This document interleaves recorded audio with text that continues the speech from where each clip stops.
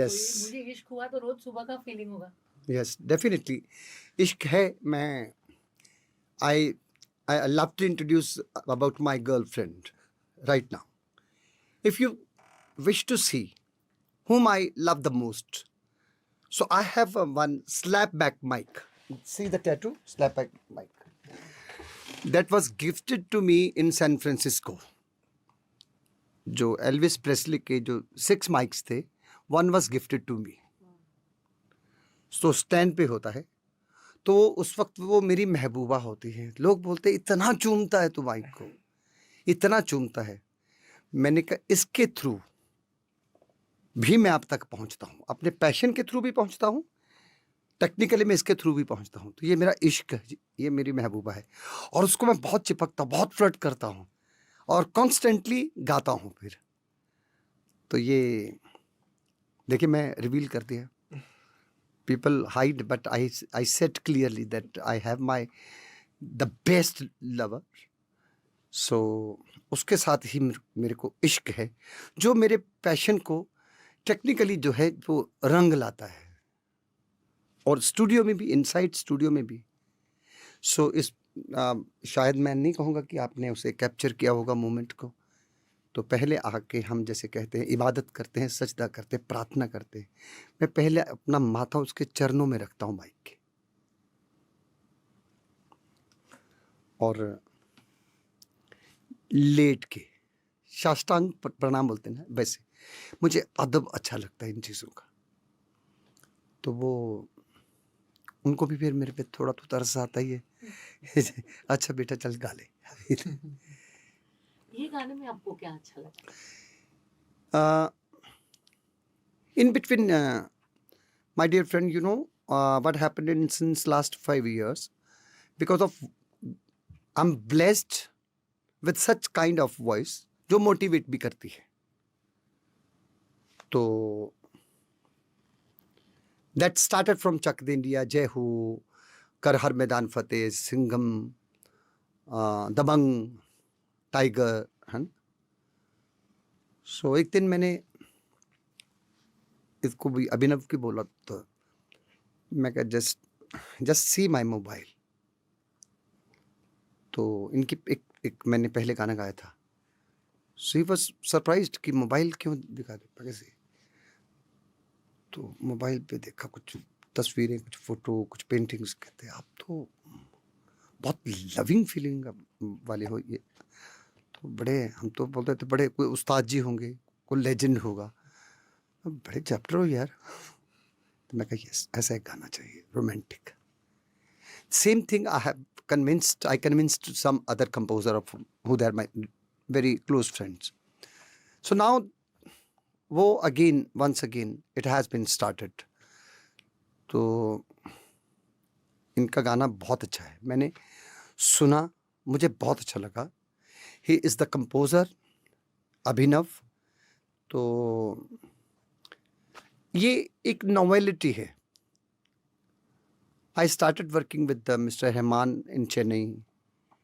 तो चाहे कितना भी इलेक्ट्रॉनिक क्यों ना हो, कितने भी म्यूज़िक प्रोग्रामिंग के फॉर्मेट क्यों ना हो, बट दिल ज़रूर है वो उसमें. दिल हमारे कितने भी modest, like we see this kind of machines, software अलग हैं, इसमें बहुत फैसिलिटीज़ हैं, पर वो कहता है कि मुझे दिल दोगे तो मैं तुमको मैं रिजल्ट दूंगा. तो दिल तो हर किसी को चाहिए. इस गाने के लिरिक्स बहुत ब्यूटीफुल है, बहुत ब्यूटीफुल और बहुत अर्दी है. कंपोजिशन सूफियाना है. हाँ. और आपने वो कंपोजिशन और लिरिक्स को उठाया, उनमें जान फूंक दी. I am third character of every song. मैं तीसरा पात्र हूँ हर गाने का. मैं तीसरा पर्सन हूँ, ये क्लियर है. I can never consider myself the first person of the song. I am not at all. मैं हमेशा हर गाने का जो भी मुझे अपॉर्चुनिटीज दी जाती है, if someone consider me to sing their songs, so I consider myself that I'm the third person, because I know that I compose sometime. I know the value of composing the song, composing the poetry. I know एक शायर कैसे तसव्वुर करता है, imagine करता है, कैसे शब्दों को लिखता है, फिर डायरेक्टर के सामने, फिर डायरेक्टर उनको कुछ चेंजेस भी करने को बोलता है या क्विकली भी एक्सेप्ट किया जाता है या पहले से नरेशन दे रखी होती है, फिर म्यूज़िक डायरेक्टर उसको कंपोज करता है, फिर कुछ सुजेशंस आती, ओपन सुजेशंस, उसमें एक्सेप्टेंस होनी ज़रूरी होती है और करती हमारी फिल्म इंडस्ट्री में पैटर्न है, चेंजेस होते हैं। We are all very constructive minded, we don't stop our thoughts. Shooting पे पहुंचते पहुंचते भी कुछ चीज़ें नहीं हो जाती है। उसके बाद बारी आती है जब गाना तैयार हो जाता है, म्यूज़िक हो जाता है, लास्ट में मेरी बारी आती है। सो आई कंसीडर कि मैं थर्ड पर्सन हूँ, बट मेरी कोशिश होती है कि मैं लास्ट भी हूँ। उसके बाद फिर वो किसी को कंसीडर ना करे कि बस खत्म हो गया, उसके बाद गाना रिलीज हो जाए। इस गाने में भी वैसे ही हुआ, तो आपने उसमें सुपिंदर सिग्नेचर कर दिया। हाँ, कुछ कहिएगा, मतलब वो इश्क हुआ इतने डिफरेंट डिफरेंट स्टाइल्स में था हाँ। कि हमें भी इश्क हो गया। तो आप कैसे आपने, मतलब how did you feel when you went for the song? Sweetheart ऐसे कि जो खुद दीवाना नहीं वो दूसरों को दीवाना कर भी नहीं सकता, ये पक्की बात है। आपके अंदर मौज नहीं है ना, आप तो लोगों को भी मौज नहीं चढ़ेगी आपकी, आप ही दीवाने नहीं हो तो लोग कैसे दीवाने होंगे। तो ये our work is not just a hard work, it can be smart work, but उसमें शरीर, हमारी कमिटमेंट, हमारे वादे जो भी हैं वो भले बहुत तेज़ तरार रहते हैं, पर अंदर एक जो फ्रेग्रेंस है, जो एक दीवानापन है, वो बहुत रिलैक्स्ड रहता है, बहुत शांत एकदम से, क्योंकि उससे उन्हीं चीज़ों को समझना होता है ना उसको, तो वो अग्रेसिव मोड पे नहीं होता। हमारी बॉडी लैंग्वेज पे हम मस्ती करते, फन करते हैं, हम वहाँ जाना है, रिकॉर्डिंग है, तो जिम्मेदारी वाला काम तो है, बट कहीं से भी से हार्ड वर्क नहीं। जैसे मैं एक रिस्की सेंटेंस है जो बहुत से लोगों हो सकता है नहीं एक्सेप्ट कर सकेंगे, बट मैं अपना मशवरा रखना चाहता हूँ। मैं काम सीरियसली नहीं करता कभी, क्योंकि मैं सिंसियरली करता हूँ। सीरियसली नहीं, सीरियस हो सकता है, सीरियस पैटर्न मुझे पसंद नहीं है, सिंसियर पैटर्न मुझे पसंद है। मुझे मौज मस्ती में काम, फ्रेंडली, दोस्ती, मस्ती। When I meet my directors I shake and I hug them. अगर डायरेक्टर लड़की हो तो भी मैं ऐसा नहीं, फिर मैं शेक हैंड ही करता हूँ। हाँ, नहीं फिर वो ऐसा महीने में 10 बार जाना कितनों को हक करोगे सर, नहीं ऐसा नहीं है। तो फिर मुझे इश्क हुआ, वो वाला चक्कर ना हो जाए। हाँ हाँ, तो इसमें आरती हमारी जो हैं, तो मैं जब इनसे मिला तो एक तो इसका कंटेंट, फिल्म का सब्जेक्ट बहुत अच्छा है। पहली बार वर्ल्ड में काइट्स कंपटीशन है, फ्लाइंग काइट्स का कंपटीशन है, और मेरा बर्थ श्री अमृतसर साहिब का है, जो जहाँ पे कहते हैं कि लोहड़ी के दिन कम से कम नहीं, मोर देन 50 से 60 लाख पतंगे एक साथ आप आकाश में दे सकते हैं। तो उसको 3 शब्दों से पुकारा जाता है। शर्तें भी लगती हैं उस दिन बाजी भी बोलते कि बाजी लगाना है ना, और बहुत ही मज़ेदार होता है। लेकिन पर्दे पे पहली दफ़ा लेके आए कोई, तो मैं जब गाना थोड़ी देर जब मैंने गाना लिख रहा था, तो मुझे एक बात का बड़ा चार्म था कि यार आज हीरोइन मेरे को गाना लिखा रही है। तो मैं पूछा उनको कि मैंने कहा योर शूटिंग इज़ डन, तो इन्होंने एज ए प्रोड्यूसर बोला कि यस इट इज़ डन। तो मैं कहा कैसा तजर्बा रहा, तो वो भी उन्होंने कहा कि ठीक है, बहुत अच्छा रहा, we are happy with the film. तो मैंने कहा आपके अपोजिट कौन है, तो तब ये समझी ये तो फ्लर्ट कर रहा है यार ये तो हीरोइन के साथ फ्लर्ट कर रहा है। तो उन्होंने बोला कि मैं प्रोड्यूस कर रही, मैं but otherwise I am an actress. तो थोड़ा मेरा मूड ख़राब हुआ, लेकिन देखो पहली दफ़ा मुझे लगा ये फिल्म की हीरोइन मुझे गाना लिखवा रही है, मतलब लिखा किसी और का है, लेकिन वो नरेशन भी बता रही हैं। तो फ्रेंडली एटमॉस्फेयर, स्वीट हार्ट मुझे बहुत अच्छा लगता है। आप 20 के हैं, 25 के, 40 के, 70 कुछ वो हमें बिना वजह के वहम है। दोस्ताना सलूक, फ्रेंडली, चार्मिंग, लविंगली, कलरफुल, मज़ा आता है काम करने का। तो एक बार फिर मुझे इश्क हुआ है दोबारा। अभी मैं क्या करूं? अब हुआ तो हुआ है, अगर दोबारा हुआ तो मैं क्या कर सकता हूं? और ऐसा इश्क अभी होता रहेगा, because I have started receiving calls from film industry people also. कहते सही बात है यार, तू जब हौले हौले से हवा लगती है, क़यामत क़यामत भी सुना था, तो हमने कहा कि ये मतलब हर जॉनर को इश्क करता है। जो उस मुझे अपॉर्चुनिटी दी जाती है उसे मैं सिंसियरली करता हूँ, पर माहौल मस्ती का होना चाहिए। ये बहुत इनका अलग एक जॉनर है। ये हर किसी का एक तरीका होता है काम करने का, कंपोज करने का। तो मैं म्यूज़िक डायरेक्टर को कभी डोमिनेट नहीं कर सकता। वाई? डायरेक्टर ने उनकी धुन को, उनकी कंपोजिशन को पसंद किया है, प्रोड्यूसर को भी पसंद है, टीम को भी पसंद है। तो मुझे पता है कि कई रास्तों से निकल के आया है गाना। तो उस वक्त थोड़ा बहुत हम खेलते हैं। आई सो स्वीट। मैं पूरी फिल्म इंडस्ट्री का तहे दिल से शुक्रगुजार हूँ कि वो कभी कभी मुझे मौका देते हैं कि सुखी पाजी आपके मन। पाजी तो मुझे अभी मेरे मेरे फ्रेंड भी बोलते हैं, सारे पाजी बोल देते हैं। मैं किसी को बताया, मैं कहा इसका यार इसका नाम मतलब ब्रदर होता है, तो वो थोड़ा ध्यान रखना।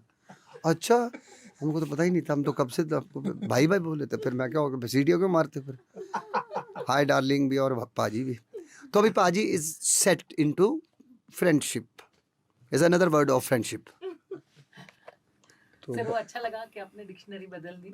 हाँ हाँ। मुझे बताएगा कि ये जो सॉन्ग था उसका मूड कैसे लगा आपको? मतलब what did you feel when you here it? ये ना स्लिम ट्रिम है, kind of my kind of person who started a career with the larger than life cinema. तो हमको एक थोड़ा वहम हो गया था आदत के साथ साथ कि हर चीज़ लार्जर होनी चाहिए, हर चीज़ बड़ी बड़ी होनी चाहिए। तो वो थोड़ा उस सोच में फैट आ गया था, वो फैटी हो गई थी। यानी माइंड में एक ये नहीं रहा कि एक ऐसा भी मिजाज होता है कि जो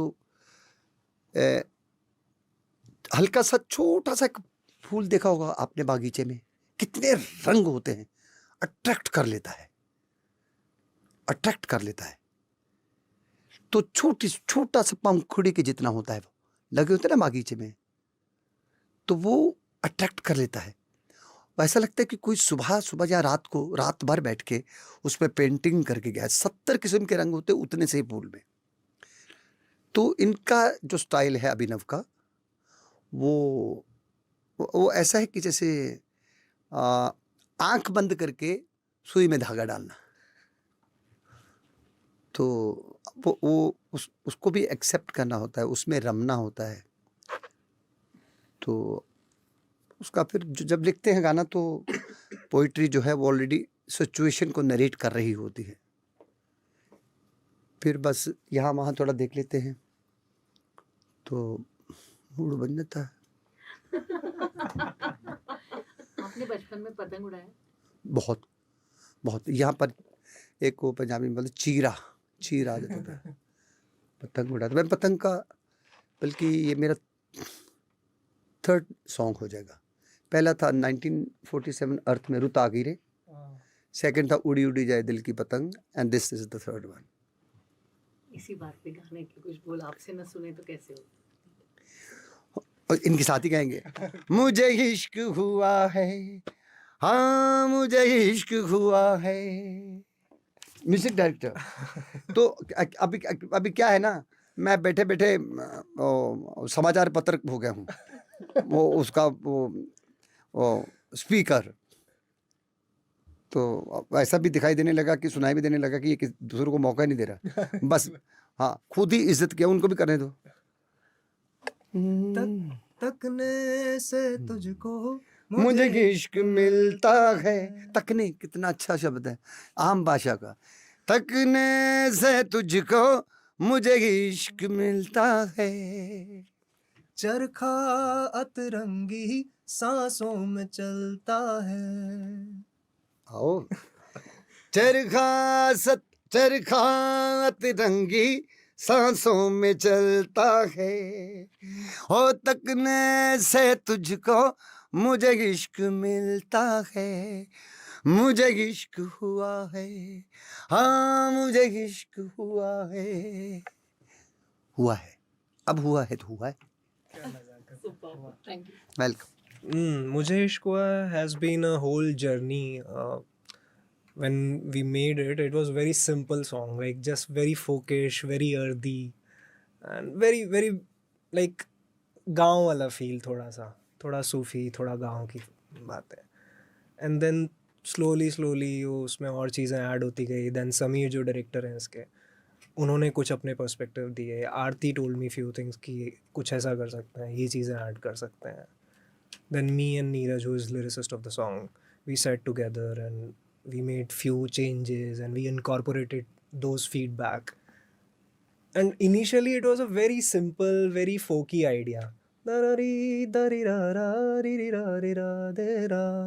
very very simple melody, very folkish, very traditional, very conventional. But it has certain beauty, certain nuance, and a freshness to it. It is traditional, yet it is very fresh. So when the hook line comes, it becomes really like flourishing and everything is blossoming and everything. So it has that feel. And What it was is the inspiration for this song? यार inspiration में ना बस वही कि गांव का लड़का है, थोड़ा उसमें पिंड है और थोड़ा वो नए शहर की एक बड़े शहर की एक वो नया उसने वो क्या चोला जो है उसने ओढ़ा है. तो थोड़ा गांव और थोड़ा बड़ा शहर उसके बीच का जो एक कॉम्बिनेशन है वो I think that was the primary idea for the song. Yet that's why I was telling you कि थोड़ा ट्रेडिशनल है, थोड़ा फ्रेशनेस है. सो या And what is it that you love about the song so much? what I love, everything, yeah. It's so complex to answer this question. Everything I love. Lyrics are beautiful. The notes which we have like got into it. Instrumentation, so many people and instrumentalists have contributed to it. That's what I was saying कि छोटा सा idea था, छोटा सा simple सी tune थी, and everyone came together and made it so big, so huge. Yeah. Tell me that when you had the mood for the song and the lyrics came to you, what is it that came to your mind? What made you compose it the way it is? The earthiness, I would say. थोड़ा वो अपनापन जो है ना, I am sure you might have heard the song. So वो अर्दीनेस जो उसमें लिरिक्स में जो अर्दीनेस है एंड द कैरेक्टर की जो अर्दीनेस है, वही आई थिंक वही इंस्पिरेशन थी. And I wanted to make it as earthy as possible, as desi, as simple as possible. The mood is Sufiana. Yeah, the it lyrics is. are earthy, and somewhere you have that cross between village and the way you rise in love. Correct. So how did you actually achieve this combination? It's not easy, no? That's where Paji comes into the picture. So we never thought about like the question which you put na, we had that idea in our head ki yaar we need to bridge that gap. But when Paji came into the picture that he'll be singing the song, everything, we forgot everything. And when he sang the song, he gave so many colors, and the way he bridged both the things, both the gaps, it was so beautiful that after he sang, I didn't even think about anything else. कि ये उसमें missing था या ये था या I need to do this और अभी ये करना है, nothing. He just sang it and my song was done. I never thought about anything else after that. A good singer always breathes life into 100%. the words and the 100%. composition. 100%. Can we hear it from you? Then we'll move to Paji when he sings. तकने से तुझको मुझे इश्क मिलता है, चरखा तिरंगी सांसों में चलता है, जिक्रा जब तेरा गैरों होठों चढ़ता है, तेरी ही फिक्र में क्यों दिल गुजरता है, मुझे इश्क हुआ है, कुछ रंग हुआ है, दम दम में मजा है, मुझे इश्क हुआ है, मुझे इश्क हुआ है. It has that Kumari, मुझे इश्क हुआ है. That's all Yeah, it is actually about. takes it to that level ना, कुछ और ही गा Yes. देते हैं. Yes. And throughout this, if you'll notice, throughout the song, we are defining that only कि अब मुझे इश्क हो गया है and I'll do everything for you. कभी दरीचों से बहूंगा मैं किरण बन के, कभी मैं एक छोटी अंगूठी बनूंगा जो उंगली के नाप से छोटी होगी, तो फिर मैं निकलूंगा नहीं. That credit goes to Neeraj completely. It's his idea. So yeah. Very nice. Yeah. Come. So tell me, Neeraj, what made you write this song? अभिनव नहीं होता तो ऐसा गाना निकलता नहीं, क्योंकि ना मैं तो ये मानता हूँ कि आप कई तरह से लिख सकते हैं गाना, मतलब है ना, और काफ़ी हद तक ये आपका मतलब टीम वर्क होता है. और अभिनव वैसा वाला है जो मतलब जल्दी से खुश नहीं होता, तो है ना, उसको ये भी मालूम है कि नीरज भाई मेरे को यहाँ पे ई की मात्रा चाहिए, आ नहीं चाहिए, ए नहीं चाहिए, ई चाहिए, यहाँ पे ई की मात्रा में करो. तो वो अपना गेम जानता है, तो अच्छी बात है. ऐसे जब आप अच्छे लोगों के साथ काम करते हो तो अपने आप काम अच्छा निकलता है, इसमें कोई शक नहीं है. कि अगर एक अच्छा कंपोजिशन है तो लेकिन उसकी फर्स्ट एसेंस तो लिरिक्स ही होता है. अभी कैसे कोई सोच सकता है कि इश्क में वो एक अंगूठी बनेगा जो उंगली से बाहर नहीं निकलेगा, मतलब बहुत जो प्रोसेस है गाने का होता है जनरली, जो मतलब कम से कम मैंने 90-95% जो काम किया है उसमें पहले कॉम्पोजिशन होती है, तो एसेंस उसके अंदर पहले डाल दिया जाता है. आपको पता है कि ये देसी गाना है, ये देसी कॉम्पोजिशन है, और इसमें इस तरह के शब्द आएंगे. अब अगर आप कोई वेस्टर्न उस पर काम कर रहे हैं तो उसमें उस तरह के शब्द आएंगे. तो मतलब वो कहीं ना कहीं कॉम्पोजिशन में ही छिपा होता है कि इसमें शब्द कैसे आएंगे, मतलब कि देशज शब्द आएंगे, उर्दू शब्द ज़्यादा अच्छे लगेंगे. अब अगर है ना कोई देशभक्ति गाना मेरे को लिखना है तो काफ़ी चांसेस है मैं हिंदी के जो हिंदी वाले शब्द हैं वो यूज़ करूँगा. अगर मेरे को सिडक्टिव गाना है ना लिखना है तो काफ़ी चांसेस है मैं उर्दू वाले शब्द यूज़ करूँगा, क्योंकि उसमें वो वाला फील है, उर्दू में वाली चीज़ होती है, नाजुकता जिसे आप बोलेंगे. अब मेरे ख्याल से है ना, ऐसा कोई वो नहीं होता कि सूफियाना गाना है तो इसमें ये नहीं फिट हो सकता. और मेरी जो अप्रोच होती है जनरली लिरिक्स के मामले में, उसमें इमेजरी बहुत स्ट्रांग होती है, और मेरा विजुअल सेंस वैसे भी बहुत स्ट्रांग है, और मैं उसे बहुत ज़्यादा यूज़ भी करता हूँ कि हाँ मतलब ठीक है, एक लाइन में इमेजरी, एक लाइन में इमोशन, एक लाइन में इमेजरी, एक लाइन में इमोशन, इस तरह से चला जाए.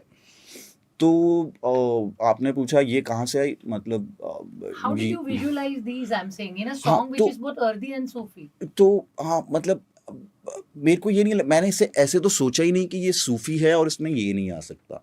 मतलब आ सकता है, क्यों नहीं आ सकता, क्योंकि मतलब आप जब सूफी बोल रहे हैं तो सूफी में लिरिक्स जो अगर आप कहना चाहें तो वो लवर के लिए ही लिखे जाते हैं. उसमें वो खुदा है लवर है ना, उनकी बात हो रही है, और वो काफ़ी हद तक स्पिरिचुअल लव होता है.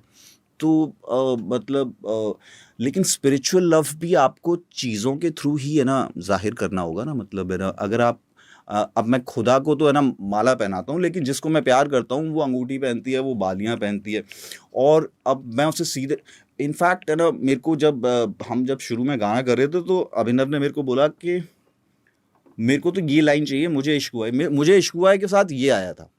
मैं जिस तरह का लिरिसिस्ट हूँ, मैं अपने अगर मैं लव सॉन्ग लिख रहा हूँ तो मैं उसमें प्यार, इश्क और मोहब्बत, ये 3 शब्द तो आएंगे ही नहीं. अगर प्यार और इश्क और मोहब्बत के बारे में गाना है तो ये ही नहीं आने चाहिए, और बाकी सब कुछ आ जाए. अगर ट्रैवल सॉन्ग है तो उसमें राहें, मुसाफिर और मंजिल, है ना, ये शब्द ना आए और आप उसे शो कर सको, वो ज़्यादा बेहतर जगह है लिखने के लिए. तो आपको गाने से इश्क कैसे हुआ और आपने ये लिरिक्स कैसे लिखे?